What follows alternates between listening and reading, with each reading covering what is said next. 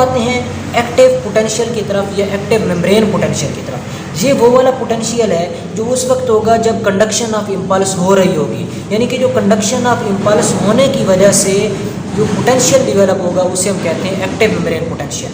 अब ये जो एक्टिव मेम्ब्रेन पोटेंशियल है ये कब डेवलप होगा, यानी कि जब इम्पल्स की कंडक्शन होगी तो कंडक्शन कैसे होती है। देखें, जब कोई भी स्टिमुलस आता है, स्टिमुलस की वजह से ही इनिशिएशन होनी है, तो जो स्टिमुलस आएगा उसे हम कहते हैं थ्रेशोल्ड स्टिमुलस। थ्रेशोल्ड कौन सा स्टिमुलस है?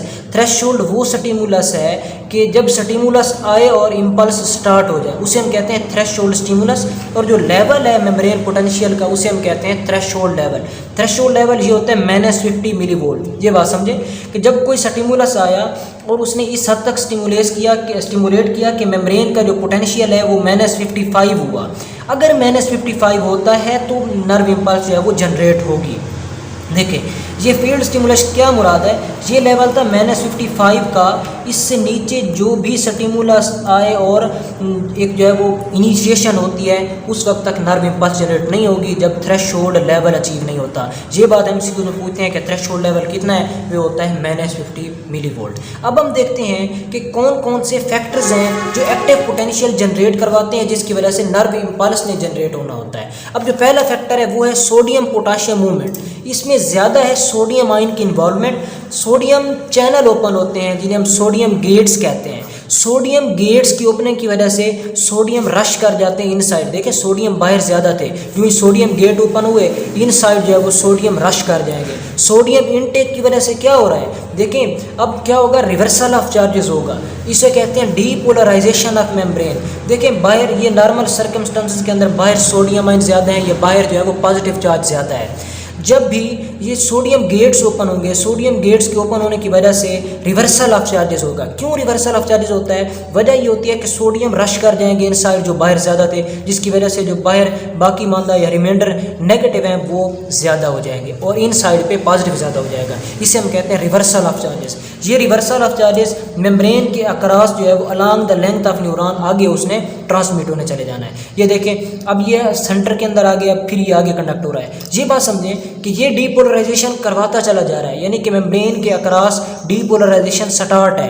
अब जब डीपोलराइजेशन हो जाती है, आगे ट्रांसमिट हो जाता है, तो फिर वो वापस अपनी रीपोलराइज स्टेट में आ जाता है। रीपोलराइजेशन में क्या इन्वॉल्व होता है ये हम देखते हैं। ये ग्राफ इंतहाई अहम है।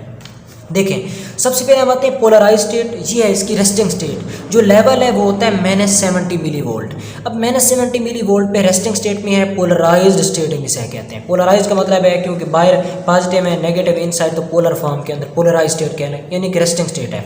जब भी कोई इम्पल्स आती है, इम्पल्स कब आएगी, जब स्टिमुलस आएगा। थ्रेशोल्ड स्टिमुलस आता है, ये 2 है, यहाँ से डीपोलराइजेशन स्टार्ट हो जाएगी। डीपोलराइजेशन अभी हमने डिस्कस किया किस वजह से होती है, सोडियम गेट्स की। इसका मतलब क्या हुआ, सोडियम गेट्स ओपन हो जाएंगे। सोडियम गेट्स के ओपन होने की वजह से सोडियम इनटेक हो जाएगा। सोडियम इनटेक होगा तो डीपोलराइजेशन हो जाएगी। ये डीपोलराइजेशन की वजह से क्या होगा, एक्टिव पोटेंशियल जनरेट हो जाएगा। वो कितना होता है, वो होता है 50 मिलीवोल्ट प्लस 50 मिलीवोल्ट। ये क्या है, ये एक्टिव पोटेंशियल है। जब ये एक्टिव पोटेंशियल डेवलप होगा तो उस वक्त जो है वो नर्व इम्पल्स स्टार्ट हो जाएगी।